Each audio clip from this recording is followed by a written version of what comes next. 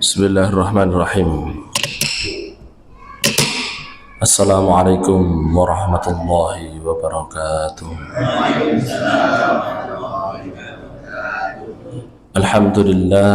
Alhamdulillahi rabbil alamin. Wabihi nasta'inuhu ala umurid dunya waddin. Asyhadu an la ilaha illallah wa asyhadu anna Muhammadan abduhu wa rasuluhun nabiyyul amin. Allahumma salli wa sallim wa barik ala khatimin nabiyyin wal mursalin Muhammad ibn Abdullah wa ala alihi wa sahbihi wa man tabi'ahum bi ihsanin ila yaumiddin, amma ba'd. Faya ayyuhan nas ittaqullaha mastata'tum wasma'u wa ati'u la'allakum turhamun. Subhanaka la ilma lana illa ma 'allamtana fa'allimna ma yanfa'una wa zidna ilman yanfa'una wa 'amalan salihan mutaqabbala walhamdulillahi ala kulli hal wa na'udzu billahi min syarri ahwali ahlin nar, amma ba'd. Faya ayyuhan nas ittaqullaha mastata'tum wasma'u wa ati'u la'allakum turhamun. Alhamdulillah, puji syukur kepada Allah Subhanahu wa ta'ala atas segala nikmat yang telah Allah berikan kepada kita. Nikmat iman yang membuat kita mampu untuk bertahan, menjalankan dan berusaha untuk menyempurnakan ibadah kita di bulan Ramadan ini. Maka mari kita jaga keimanan tersebut, hadirin, dengan cara memupuknya, Bapak Ibu. Karena Allah Subhanahu wa ta'ala mempermisalkan iman itu seperti akar. Kasyajaratin asluha thabitun. Seperti pohon, orang beriman itu seperti pohon yang akarnya begitu menghujam ke tanah. Itu ibarat keimanannya, Bapak Ibu. Jadi iman ini kok, hadirin, seperti akar menghujam ke tanah. Namanya akar pohon, Bapak Ibu, nggih, jenenge wit ini kan panggah butuh disirami. Nggih mboten, Bapak Ibu? Nggih, disirami dengan apa? Ya dengan siraman-siraman rohani, dengan zikrullah, dengan bacaan Al-Qur'an, dengan menghadiri majelis-majelis ilmu, dengan ibadah dan lain sebagainya. Jadi kasyajaratin asluha sabit. Kita perlu untuk menyirami pohon iman kita, Bapak Ibu. Selain itu, hadirin, buah dari akar itu adalah pokok. Sedangkan pokok itu seperti ibadah. Wa far'uha fis sama. Seharusnya orang yang beriman pokoknya begitu kencang, Bapak Ibu. Dia tidak akan terombang-ambing ke sana kemari, Pak, untuk merubah ibadahnya kepada Allah Subhanahu wa ta'ala. Dia sejak awal sebelum Ramadan sudah ada niatan, pokoknya saya harus tuntaskan sholat taraweh selama 30 hari bulan Ramadan misalkan. Maka dia tidak akan goyah, Bapak Ibu. Apakah itu karena imamnya tidak sesuai dengan keinginan dia, ataukah karena tempatnya tidak sesuai dengan keinginan dia, ataukah karena dan lain sebagainya. Perkara-perkara, apalagi yang perkara-perkara yang sepele, hadirin. Maka pokoknya atau batang orang yang beriman itu begitu kokoh Bapak Ibu, diterpa angin kayak apapun Pak ya panggah ngadeg ngoten niku hadirin. Tidak seperti rumput Bapak Ibu, kalau anginnya ke utara dia akan ikut ke utara, kalau anginnya ke barat dia akan ikut ke barat, dan ketika anginnya terlalu banter ke barat ngoten tumbang dia, ketika diserbu oleh angin ke utara dia tidak bisa bangkit lagi. Mboten. Kalau orang yang beriman tuh wa far'uha fis sama, pokoknya menjulang tinggi sampai ke langit. Cuman hadirin dirahmati Allah, yang paling penting itu Bapak Ibu yang ketiga Pak. Yang pertama imannya penting, ibadahnya penting Pak, tapi yang ketiga itu hadirin dirahmati Allah tidak kalah penting Bapak Ibu. Napa niku? Tu'ti ukulaha kullahinin bi'izni rabbiha. Iman itu membuahkan dua Bapak Ibu, yang pertama itu ibadah, yang kedua akhlak. Akhlak itu kata Allah Subhanahu wa taala seperti buah. Orang yang beriman bukan hanya akarnya yang menghujam ke tanah, bukan hanya imannya yang kokoh, ibadahnya dia kencang juga, tapi dia bisa memberikan buah pada setiap kali dia inginkan kepada orang-orang di sekitarnya, dia akan kasih. Buahnya manis, buahnya enak, mungkin yo gede-gede, manis, wayu-wayu ngoten. Itu adalah akhlak. Dan hadirin dirahmati Allah, kalau dalam pertanian nggih Bapak Ibu niki Pak Nur, misalipun napa niku enten wit duren nggih. Ada napa niku proyek wis nandur duren ngoten, duren 1 tahun, 2 tahun, perkiraan niku 3 tahun buah. Wis diopeni tenanan, 3 tahun buatan buah. Jadi wis napa niku pun pokoknya wis yang namanya pokok sudah kokoh, yang namanya batang niku pun kesana kemari, wis samping kanan samping kiri ya munggah barang. Tapi kados sakniki kan mboten tek dhuwur-dhuwur nggih Pak Nur nggih. Pokoke pendek ngoten mawon. 3 tahun kok ternyata ndak buah Pak Nur. 4 tahun ndak buah, 5 tahun ndak buah, padahal proyeknya itu 3 tahun. Kinten-kinten ngoten niku ditebang napa ditekne mawon Pak Nur. Hah? Ini bagian dari proyek nih, padahal sak kebun niku pirang hektar ini ngoten sedaya produgal semua. Ndak ada buahnya semua. Pripun Pak Nur? Hah? Lagi ngoten apokat ya. Atau pisang ngoten niku cuman gede pokoknya, terus napa niku batangnya kokoh, terus akarnya juga rimbun, tapi akarnya nggih kokoh, tapi kok mboten buah-buah. Ngoten niku diketok gentos bibit anyar napa ditekne mawon Pak Nur?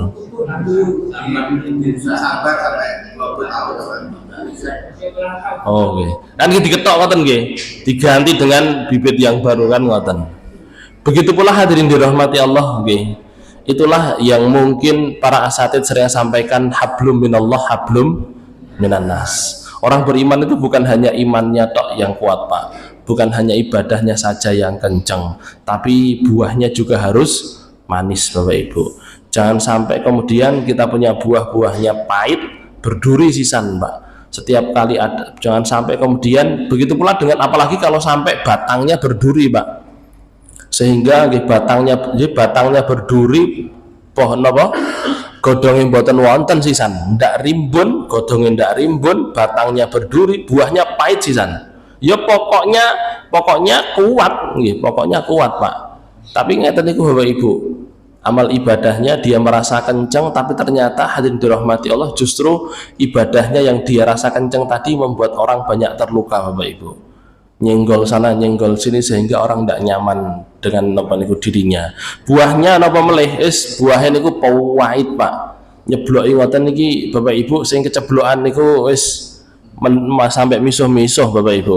Ini hadirin yang dirahmati Allah, orang yang beriman buatan ngoten. Orang yang beriman tuh pokoknya kuat, pokoknya nggih kokoh, napa akarnya kokoh, pokoknya kuat nggih, batangnya kuat, terus buahnya manis. Maka mari hadirin dirahmati Allah, kita menjadi seperti yang Allah Subhanahu wa taala bermisalkan dalam Al-Qur'an, seperti pohon itu tadi Bapak Ibu.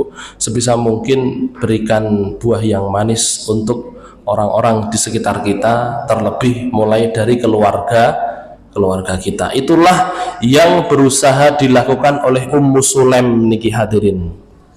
Ummu Sulaim ibunya Anas bin Malik. Dia ingin memberikan buah yang manis terus kepada suaminya dalam kondisinya akarnya betul-betul kokoh gian Bapak Ibu. Pokoknya batangnya pun juga gede bagi ya, kuat juga Bapak Ibu.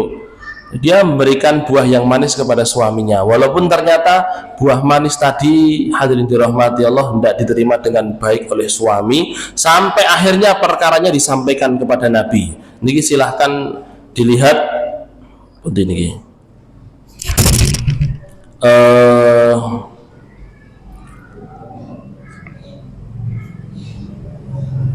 fantolako hatta ata Rasulullah.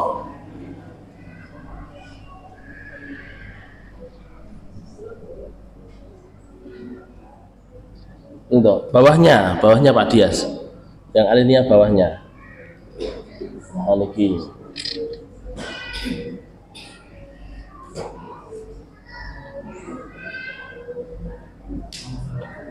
Undi Pak, niki Pak, halaman apa? Baris ketiga. Niki Bapak Ibu. Fantolako sing sisih mriki lho Pak. Baris ketiga dari bawah. Fantolako hatta ata Rasulullah. Kelihatan apa mboten? Sampun nggih? Ibu-ibu mboten? Oh mboten. Nggih, tiga dari bawah yang sebelah mriki celak kalih kula. Fantolako setelah tanda tanya kalih tanda pentung niku lho. Sampun nggih? Rada lamat-lamat ketinggal nggih. Saya baca panjenengan tirukan Bapak Ibu. Tasih wonten to sahure? Tasih seketang sekedhik. Nggih. Fantolako maka berangkatlah dia. Fantolako maka berangkatlah dia. Hatta sampai ata datang. Rasulullahi kepada Rasulullah sallallahu alaihi wasallam. Napa artosipun sallallahu alaihi wasallam? Sallallahu artinya apa? Sallallahu, semoga Allah memberi sholawat. Nggih lek kula panjenengan biasa mau sallallahu alaihi wasallam iku kudu ngertos artine. Apa wis pokoke sallallahu alaihi wasallam ngono ya. Sallallahu, semoga Allah memberi sholawat. Sholawat itu apa? Sholawat itu kalau dari Allah berarti rahmat. Alaihi atas beliau wasallama, dan memberikan keselamatan dunia dan akhirat. Nah Nabi wis selamat nyapa dadak didongakne lho. Sholawat itu untuk kita kok. Untuk Nabi itu hanya wasilah saja, nggih, hanya kita bersolat kepada beliau, nanti kan dikembalikan ke kita, ngoten lho. Kita bersolawatnya kepada Nabi, nanti kembalikan kepada kita. Kan ngoten kata Rasulullah SAW.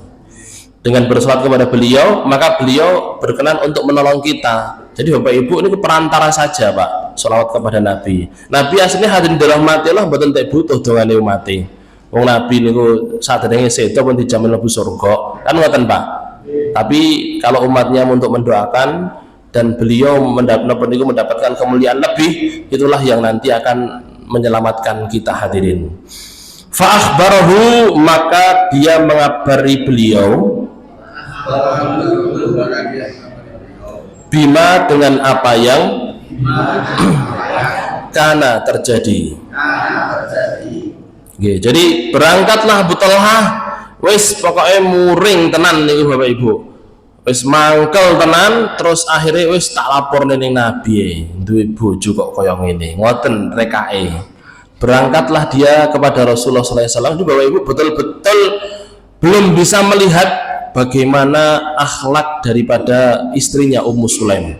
Ya hadirin dirahmati Allah, mboten tidak napa niku tidak heran Pak, karena kan Abu Talhah juga baru masuk Islam, gini mboten?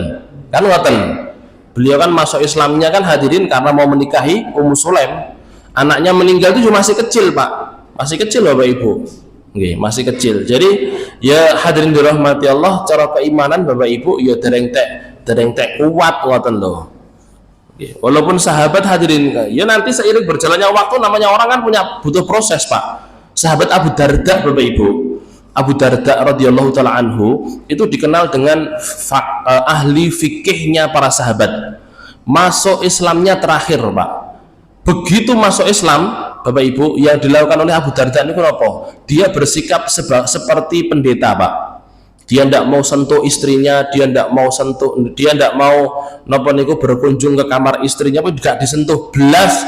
Lek siang dia berpuasa, kalau malam dia sholat malam, tidak pernah keluar dari kamarnya Pak. Itu karena dia taunya Pak, dia taunya Bapak Ibu nggih, lagi sing agama sing meh mirip kan Nasrani. Sedangkan dalam Nasrani itu ada yang namanya kerahiban niku wow, jadi pendeta ngoten niku Bapak Ibu. Akhirnya dia bersikap seperti itu Pak. Ternyata itu sikap yang salah gitu loh. Jadi hadirin dirahmati Allah nggih, memang Bapak Ibu, seorang mu'alaf nggih itu seharusnya dia menempuh jalan mendalami agama Pak. Bukannya justru berdakwah Bapak Ibu. Kalaupun berdakwah hadirin hanya memberikan motivasi saja, memberikan cerita ngoten pun dereng wancine napa niku hukumnya apa nih, dereng wancine kasih kisah ngoten, dulu saya begini begitu betul apa tidak mengapa ngoten. Misalkan gali baru napa niku gali tobat ngoten Pak nggih, gali mriki lek ngaran gali nggih napa preman nggih, gali ini kepreman niku. Preman tobat ngoten nggih, purun salat, terus kemudian ikut dakwah ngajak orang salat, betul napa-napa, tapi belum napa niku dereng wancine kok hukumnya seperti ini ndak. Sebagaimana teman-teman kita Bapak Ibu ini misalkan nggih, beliau yang dibina beliau Pak Sayekto nggih dari Jawa Tabligh kan, orang yang ndak seneng kan ngomong wah lagi salat kok wis ngejak wong. Lah awakmu salat suwe atau ngejak wong ngoten nggih.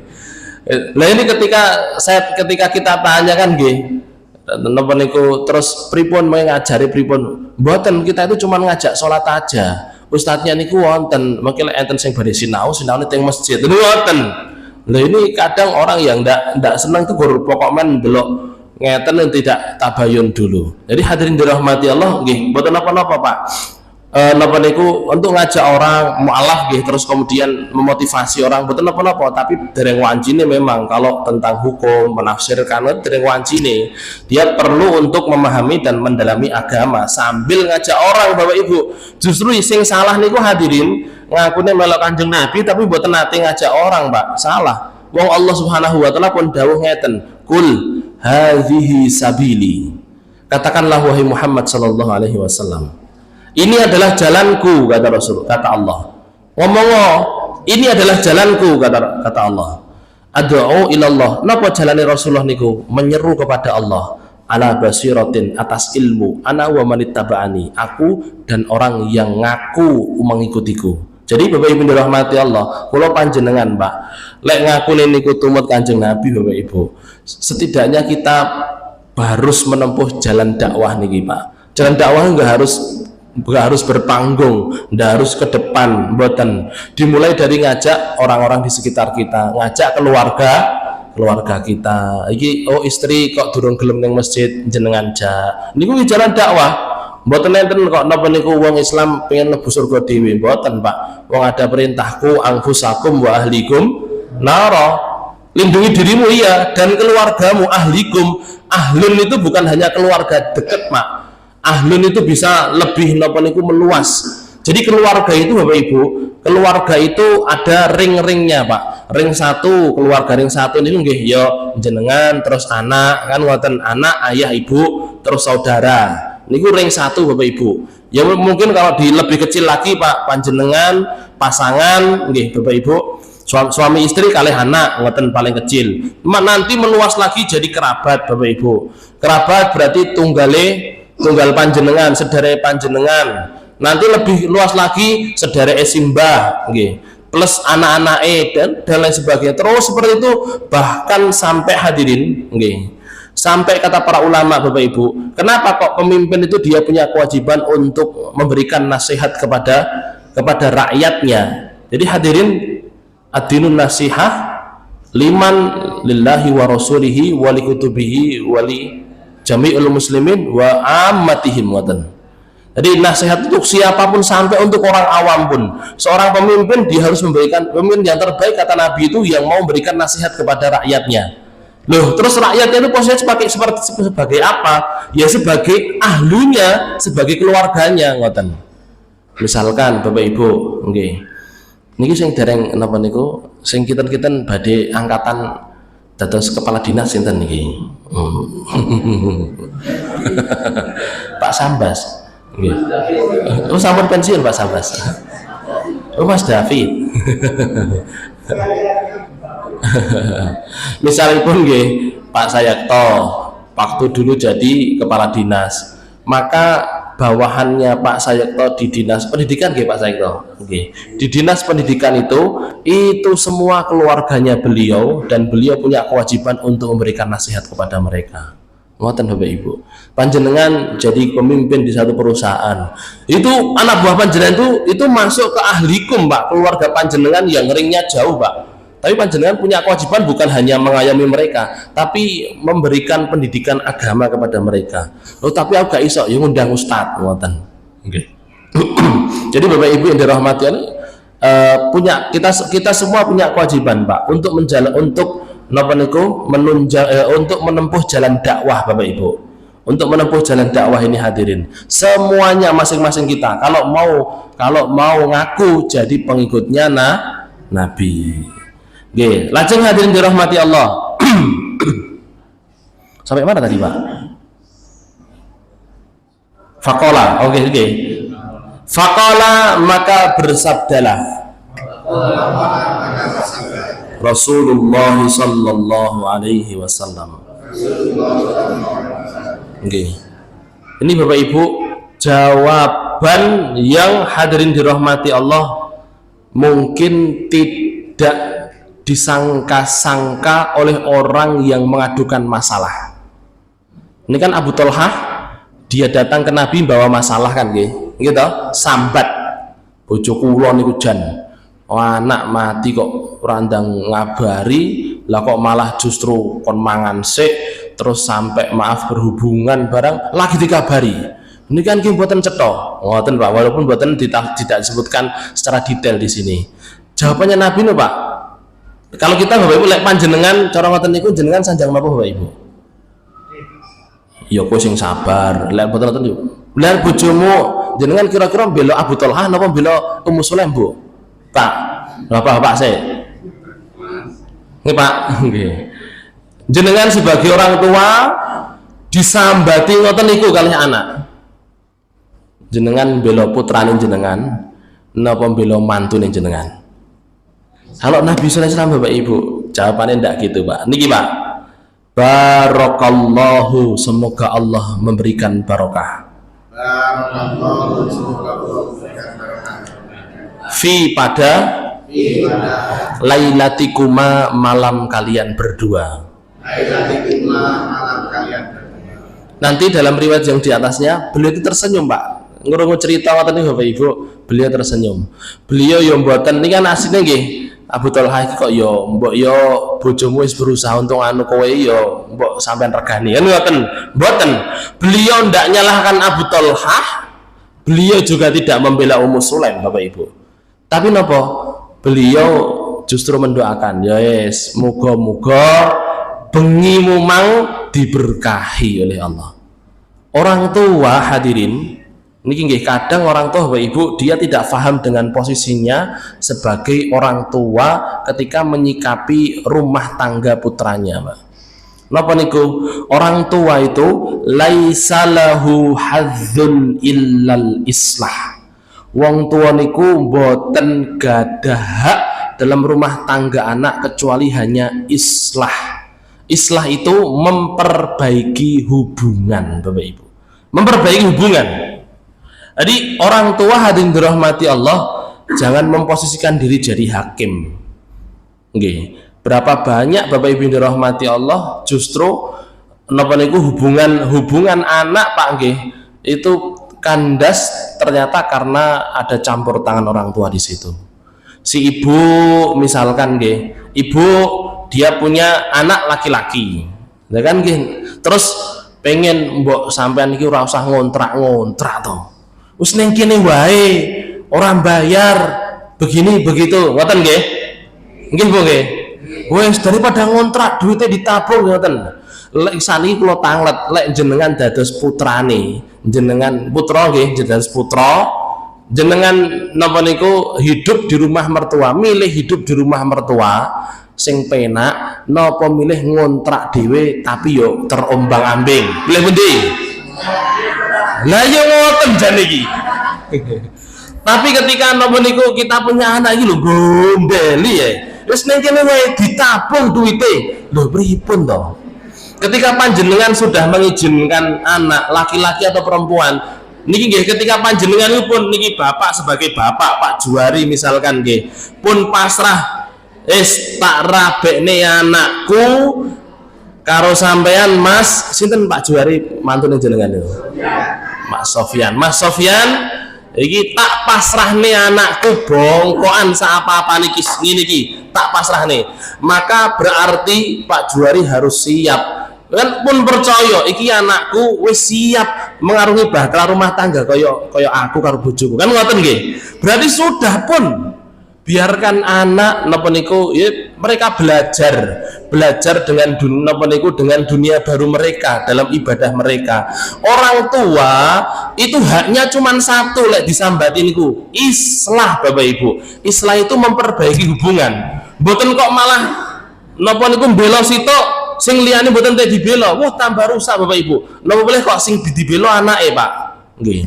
Hadirin dirahmati Allah, kita ambil contoh Abu Bakar As-Siddiq Bapak Ibu. Abu Bakar As-Siddiq kan beliau napa niku sabar banget, Pak. Sabar Bapak Ibu. Orang yang bukan lemah lembut sebenarnya nggih. Lemah napa niku ya lembut tapi mboten lemah, Pak. Sabar nuturi lek pituturi nggih kalem, tiange kalem, sabar ngoten niku. Punya anak namanya Asma. Asma niki Bapak Ibu, Asma radhiyallahu taala anha itu menikah dengan panglimanya Nabi Bapak Ibu, namanya Zubair ibnu Awam. Zubair niki Pak nggih panglima niku Bapak Ibu. Panglima niku enten sing lembek ngoten Pak, lembek ngoten, siagra. Enten mboten Pak Yopi. Ayo anggota ge kumpul ngoten Pak Yopi. Dah nggih. Lha kados Pak Yopi ngeten iki masyaallah dereng dados panglima wis. Ayo ngoten nggih. Kan mboten enten Zubair Pak, lebih daripada itu Bapak Ibu. Pernah ada suatu kisah Pak. Niki Pak nggih. Terlihat dari ini panjenengan bisa bayangkan karakternya Zubair bin Awam Bapak Ibu yang berwis 180 derajat dibandingkan dengan Abu Bakar As-Siddiq. Zubair itu Bapak Ibu pernah waktu itu perang napa niku Hunain namanya Pak, perang Hunain Nabi bersama dengan penduduk melawan penduduk Taif dan penduduk Hawazin.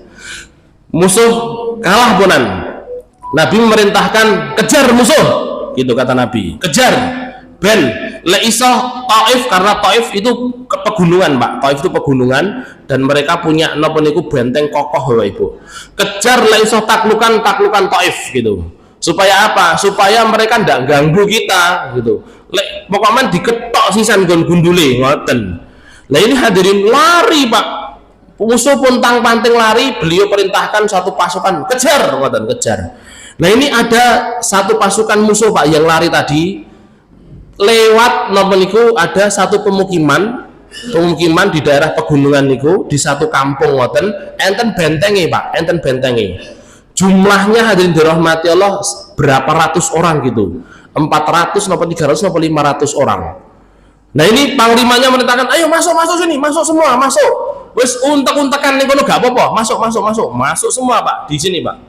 Nah ini yang ngejar ini Bapak Ibu, yang ngejar itu satu peleton pasukan dari suku Kinanah Bapak Ibu. Nabi melihat, loh kok sahabat-sahabatku renek sing melok ngejar, maka beliau perintahkan Zubair satu tok Pak. Zubair kayak kancanono tutno kayak sing do ngoyak musuh kayak. Lewat hadirin ini Bapak Ibu nggih. Akhirnya ini kan pasukan musuh tadi Pak, yang sebagian tuh delek tinggal napa niku di benteng tadi. Terus pasukan muslimin yang satu peleton lewat Bapak Ibu numpak kuda Pak nggih, naik jaran nggih, naik napa niku kuda Pak. Terus yang ada di benteng dari musuh tadi lapor ke komandannya, ada pasukan mendekat gitu, meneng kabeh. Terus komandannya tanya ciri-cirinya apa, pasukannya begini, oh kita ini kok Bani Kinanah ini gitu. Apa kata komandannya? Alah, oh rawani, wes rawani. Apa-apa, rame-rame ndak apa-apa, ndak berani. Bener Pak, ternyata ndak berani Pak. Tahu di situ ada musuh yang napa niku sembunyi Pak. Bani Kinanah Bapak Ibu karena tahu yang sembunyi itu siapa, pemimpinnya siapa, dari suku mana, ndak berani Bapak Ibu lewat begitu saja. Terus kemudian setelah agak berapa lama di belakang ada satu penunggang kuda Bapak Ibu. Enek wong siji, dibegal ngoten Pak. Ini kan sekian ratus orang, 400 atau 500 orang. Cuman ada satu orang teko keri. Kelangi mbuh kudane ra kuat apa piye? Dibegal gitu. Terus kemudian pemimpinnya tanya, "Sik, sopo? Ciri-cirine piye?" Dia pakai kuda hitam, pakaiane ireng, nganggo klebete ireng, song napa niku? Imamah niku serban, pakai serban, klebete dawa ireng, terus pedangnya disarungkan, terus dia kalungan panah, dia bawa anak panah, dia jalan tekluk ngoten kuda nggih, naik kuda tekluk gitu. Terus kemudian sik tak deloke. Lah ternyata si pemimpinnya kenal Pak, itu Zubair bin Awam. Apa katanya? Meneng kabeh, delik. Iki wong siji soh ngora tarik benteng iki. Ini justru lebih berbahaya daripada satu pasukan tadi. Meneng kabeh wis meneng. Hadirin dirahmati Allah, ya semuanya diem Pak. Begitu sunyi Bapak Ibu, Zubair bin Awam beliau tidak tahu lewat begitu saja Pak. Ini hadirin dirahmati Allah, pamornya Zubair itu sampai kayak gitu itu Pak. Ngoten niku kita tiange nglenteru lemar kan buatan nggih teges Bapak Ibu. Teges Pak. Asma napa niku biasanya diratukan hadirin, bapaknya memperlakukan beliau dengan lemah lembut. Oleh Zubair buatan Bapak Ibu ndak, ya tegas juga beliau, karakternya juga tegas.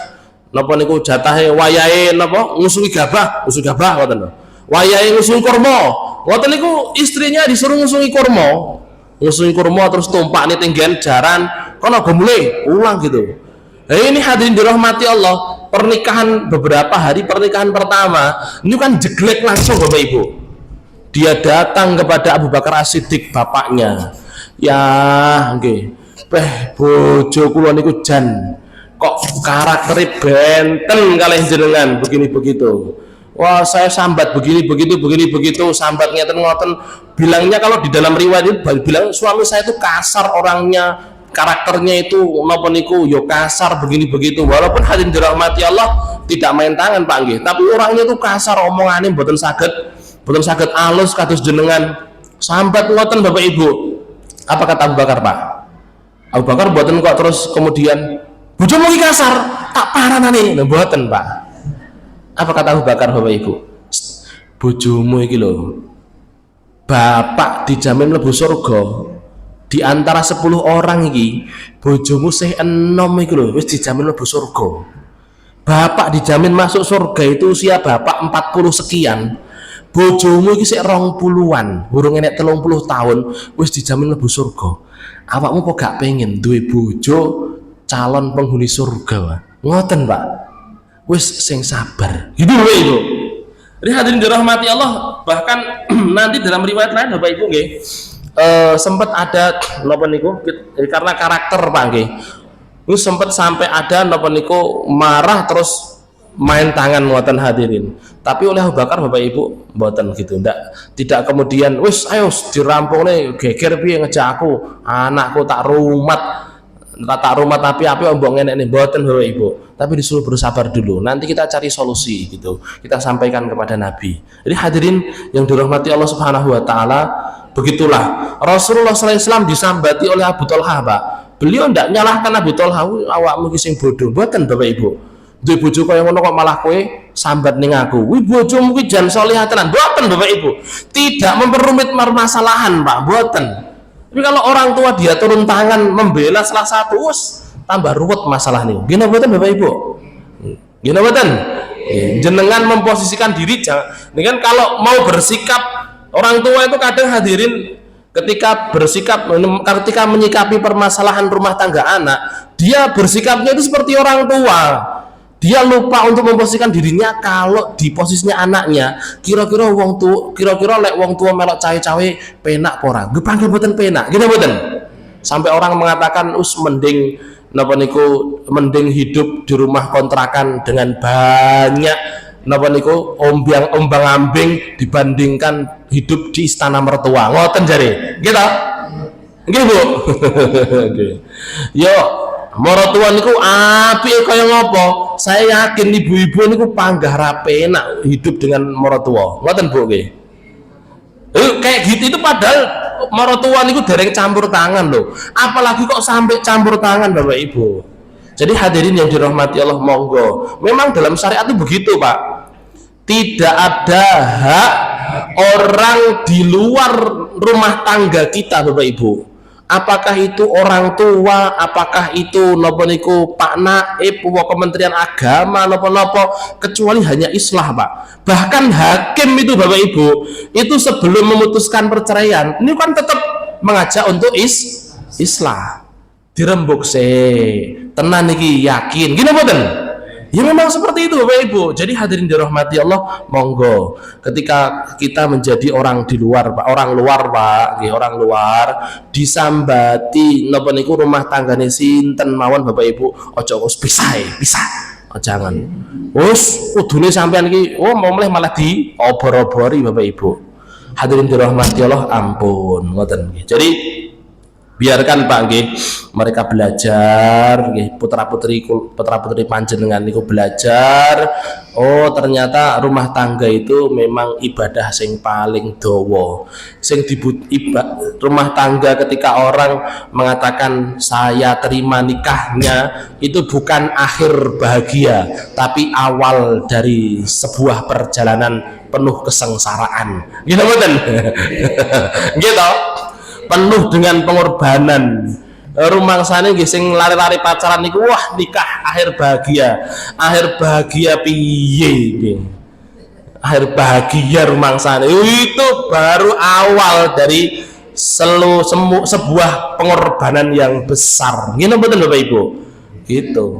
Dan hadirin dirahmati Allah, Masya Allah Bapak Ibu, kalau kita hanya ingin menghindari masalah itu akan terus datang, Pak. Jadi niku hadirin monggo sekali lagi pelajarannya, orang luar jangan campur tangan rumah tangganya orang.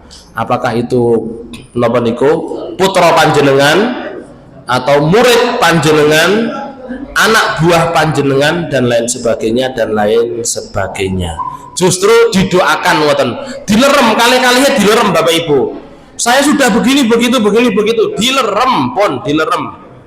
Pokoknya buatan saged dijak ngomong malih dilerem Bapak Ibu. Lek panjenengan kula panjenengan kira-kira kok buatan saged maringi solusi, pasrahne lintune Bapak Ibu. Mungkin hadirin niki nggih. Niki ajane jam pinten Bapak Ibu? 48. Nggih. Kula hadirin nate nggih. Ini kan saya punya majelis ibu-ibu. Otomatis kan sing sambat urusan babakan napa niku rumah tangga kan nggih kathah Pak nggih. Enten sing sambat beliau itu sudah berumah tangga puluhan tahun sampai pensiun nggih, sampai pensiun niku sanjang ngeten-ngeten dengan suami napa niku jan bentik tenan, sampai suami itu mau menghancurkan rumahnya pakai bego ngoten Pak. Niki suami saya ini benar-benar kesetanan niki Ustaz. Mbok jenengan datang ke sini untuk memberikan nasihat. Lah kula ngeten, Pak. Lah aku teko rono ya aku sing dibego. Akhirnya Bapak Ibu, yes kula pasrah nih lek jenengan badhe maringi nasihat untuk suami. Jenengan datang ke saya niku salah. Wong kula niku lari lagi nembe lahir ndek wingi sonten no.